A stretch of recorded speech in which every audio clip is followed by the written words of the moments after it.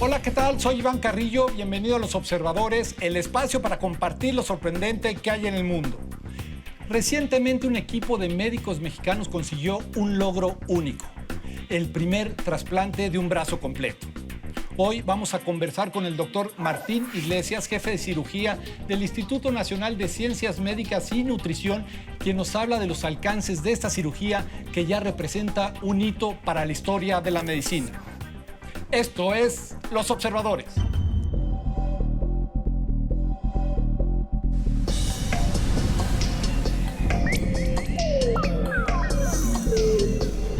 Martín, qué gusto platicar contigo y más ahora que, como siempre, vienes con noticias de la vanguardia en la ciencia médica. Una cirugía de extremidad superior completa que marca un hito en la ciencia médica y orgullosamente pues hecho con científicos, con médicos mexicanos. Así que bienvenido a Los Observadores y platícame este logro. Mil gracias por la invitación, Iván. La verdad me da mucho gusto encontrarte y saber de tu carrera profesional. Gracias. Bueno, estar en la vanguardia es necesario porque la magnitud de problemas de salud que nuestro país tiene nos exige, por el propio bienestar de nuestros pacientes, que estemos a la vanguardia. Claro. El haber realizado un trasplante total de extremidad superior, que es el primero en el mundo. Se dice fácil, Martín, se dice muy fácil, sí. Pero conseguir a la altura de la ciencia médica como está hoy en el mundo, conseguir algo es muy difícil, ¿no? Sí, es muy difícil porque lo primero es decidir si éticamente estamos haciendo lo correcto. Y afortunadamente en el Instituto Nacional de Nutrición eso está apoyado por un comité de ética y un comité de trasplantes de tejidos compuestos quien decide si es ético hacerlo. Y después de análisis minucioso se llegó a la conclusión de que sí era ético. Luego, ¿es factible hacerlo en nutrición y en la Ciudad de México? Y después de analizar todos nuestros recursos se llegó a la conclusión de que sí era factible. Y luego el reto es hacerlo. Exactamente, hacerlo y encontrar el paciente correcto. Realmente lo hicimos porque el paciente fue el que nos encontró. El paciente fue el que nos pidió su trasplante más que nosotros buscar al paciente. Platícame del caso. ¿Cómo se llama el paciente y qué le sucedió? ¿Cómo llega él al instituto? Sí, el paciente se llama Maximino, es un masculino de 51 años, un trabajador de la compañía de electricidad que tuvo una descarga eléctrica de alta tensión al estar trabajando, lo que motivó que entrara la corriente de alta tensión por los brazos, por ambos brazos, y saliera por el tórax. Este fue un accidente muy grave que lo puso al borde de la muerte. Estuvo en terapia intensiva y que como consecuencia tuvo que perder sus dos extremidades superiores. La derecha a nivel del hombro y la izquierda a nivel del tercio medio del brazo, a nivel del húmero. Entonces la discapacidad que le dejó esta lesión es muy importante. Sí, prácticamente le impide seguir con cualquier labor. Entre más proximal o más cerca al corazón esté la amputación, más discapacidad, más difícil poner una prótesis, más pesada una prótesis, más difícil estar cargando esa prótesis. Y cuando se quita la prótesis para bañarse, entonces resulta que, como no se puede mojar la prótesis, que es mioeléctrica, resulta que ahora pues ya no hay quien lo baña porque las prótesis que lo movían. Sí, incluso en funciones tan cotidianas como el baño, uno se vuelve... No puede. O el uso diario de una actividad tal vez un poquito más enérgica, no la podría usar. Llega Maximino con esta lesión, obviamente recuperado de otras lesiones más graves, y ustedes evalúan la posibilidad de recuperarle el brazo derecho. El brazo derecho y el izquierdo, los dos. ¿Cómo sucede? ¿Cuál es el proceso? Porque esto involucra a muchos médicos y un proceso largo. Sí, lo primero que sucede a un paciente con una lesión como esta es un trauma por el accidente, que aunque se recupere físicamente o cure las heridas físicas, siempre hay un daño traumático, psicológico ahí, que el paciente lo debe superar. Entonces, lo primero que debe de venir el paciente es libre de ese trauma. Segundo, que debe de conocer lo que es un trasplante, conocer los riesgos, tener mucha motivación para poder tener un trasplante de mano no es de extremidad, no es tan fácil. Claro, Tener o sea, la extremidad de un donador, de que no sabemos si se va a mover o no y que día a día le tenemos que exigir trabajo y que él tiene que hacerlo para llegar a moverlo. me imagino que también hay una aceptación psicológica, ¿no? Como cualquier órgano sí. que uno va a Hay recibir. una gran incertidumbre, o sea, esa incertidumbre la tiene que entender y luchar con ella y aceptarla. Entonces, el punto número uno es un paciente psicológicamente estable, psicológicamente sano. Fuerte. Y que además la familia también psicológicamente esté sana, psicológicamente fuerte para apoyarlo, porque él solo no es, no es posible. Ahora, Porque un paciente trasplantado... una vez logrado este primer paso, platícame un poco de la cirugía, cuánto dura. Bueno, me imagino que hay preparativos, pero luego Sí. viene el proceso de la cirugía, que en sí ya es una gran aventura y además un gran riesgo, ¿no? Sí, los preparativos duran mucho tiempo. Se tiene que pensar bien el plan quirúrgico, se tiene que decidir lo que se necesita de insumos, de instrumental muy específico, muy especializado. Entonces, la planeación es muy larga, pero viene el momento final, que es O climático, ¿no? la cirugía, que es donde empieza la taquicardia y el correr y el gritar y que todo lo que se planeó ahora se ejecute como se había pensado. Pues la cirugía o todo el proceso álgido duró 24 horas. 24 horas. Sí. El paciente durante estas 24 horas está completamente anestesiado. No, en estas 24 horas no es posible mantenerlo. Nos avisan que hay un donador, se mueve todo, se organiza todo el equipo, se van una parte del equipo a cuidar al donador, otra parte del equipo llama al receptor, en este caso a Maximino, le da indicaciones que estaba en Ciudad Victoria, que se venga a la Ciudad de México, lo esperan aquí, hacen los exámenes finales. Todo esto es en continua comunicación, ambos equipos, y en cuanto se empatan los tiempos, entonces... Es un mecanismo humano funcionando como una perfecto. relojería. Así es. Un mecanismo de reloj a la En cuanto perfección. está bien, entra nuestro receptor a quirófano y empiezan a anestesiarlo, y en ese momento entra el otro equipo a la procuración de las extremidades. Para entrar a la procuración de extremidades tiene que estar en comunicación con los otros equipos de procuración, los que van a procurar el riñón, el hígado, el corazón, etc. Y entre todos hacen su plan.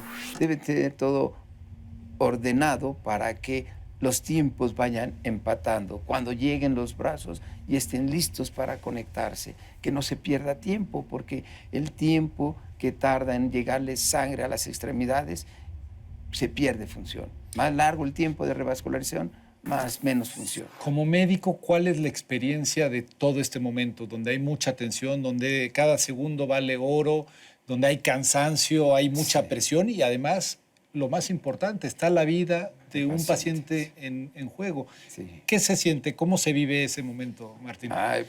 Te puedo decir que yo soy cirujano. Soy cirujano plástico, pero adiestrado en cuestiones intensas de accidentes. Y las cirugías más intensas que he vivido son los de trasplantes, porque es una gran cantidad de personal que hay que coordinar, momentos críticos que debo de realizar, que como mencionamos hace rato, solamente hay un momento para hacerlo. Solamente hacerlo una sola vez. Es la templanza que se ha practicado, que se ha entrenado a todo el equipo. Lo que se tenga que hacer en ese momento es una sola vez. Si sale mal, las probabilidades van disminuyendo, ¿no? ¿Cuál es la reacción del paciente cuando abre los ojos, Maximino? Lo vas a ver. ¿Qué dice? La verdad es que extraordinaria, es algo milagroso. Se ve la alegría en el paciente, se ve la alegría en los familiares.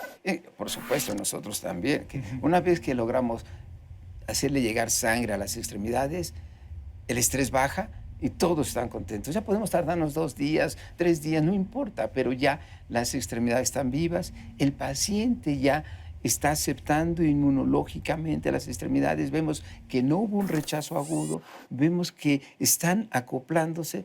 Para nosotros ¿Se es más de recupera? tranquilidad. ¿Cuáles son los primeros pasos? ¿Hay como una recuperación de la temperatura o la sensibilidad? ¿Qué es lo primero que siente el paciente?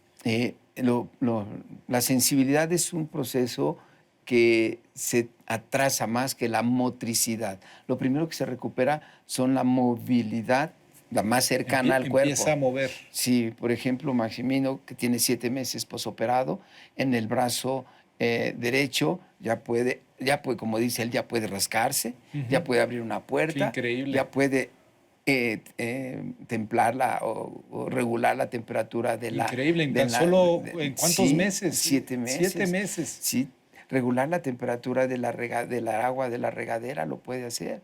Con la otra extremidad empieza ya a moverlo. La verdad es que para todo el equipo, para el propio paciente, es algo muy emotivo y muy impulsa a continuar el trabajo. ¿Qué implica, Martín, un logro de este tamaño para la ciencia en México? A nivel prestigio, a nivel desarrollo de equipos especializados y a nivel de beneficio de la población. Pues mira, implica mucho avance. Primero, el dar a conocer al mundo que México tiene capacidad de trabajo en grupo, como lo mencioné. Esto es en grupo. Una logística. Es una logística en el que incluye nada más el sentimiento o el querer de la persona. Todos ganan lo que institucionalmente ganan, pero lo hacen por amor. O sea, no lo hacen por dinero. Entonces... Hay un verdadero reto planteado como equipo, ¿no? Hay un altruismo. Okay. México, la sociedad es altruista. La sociedad de México es muy altruista. Entonces, México tiene un altruismo que, con los recursos que tiene a todos niveles, logra hacer un procedimiento de primer nivel. Solamente hay 19 equipos a nivel mundial que han logrado trasplantes de extremidad, pero no todos de extremidad a niveles proximales, solamente 4 a niveles proximales. Estás hablando de Inglaterra, estás hablando de España, Polonia, México. Y México, nos metemos en una lista de países privilegiados en el avance del conocimiento científico y la pericia en cirugía. Y el aprovechamiento, el análisis de los recursos, o sea, hacer lo máximo con lo que tenemos. Yo no te puedo decir que sea poco, ¿no? Sin duda es muchísimo, pero si tuviéramos lo que tienen los demás, a lo mejor se harían más.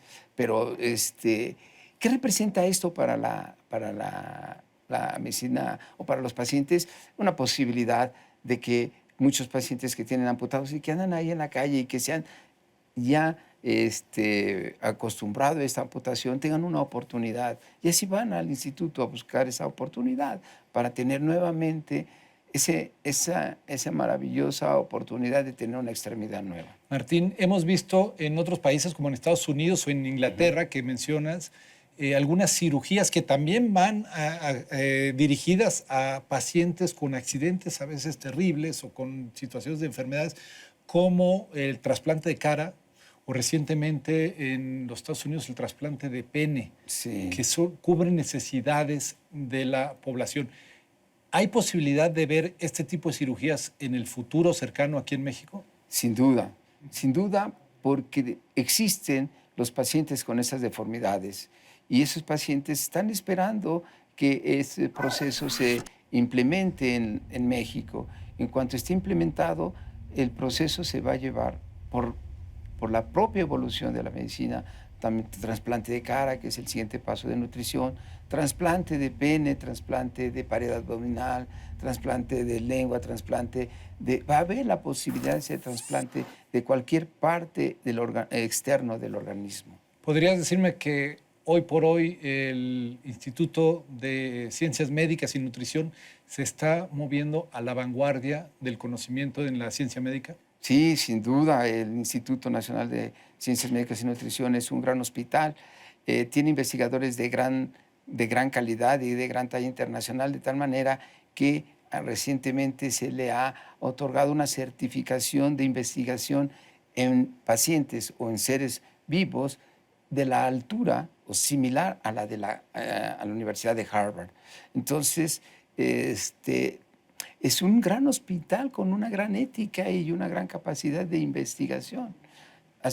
Lograr esto es impresionantemente bueno.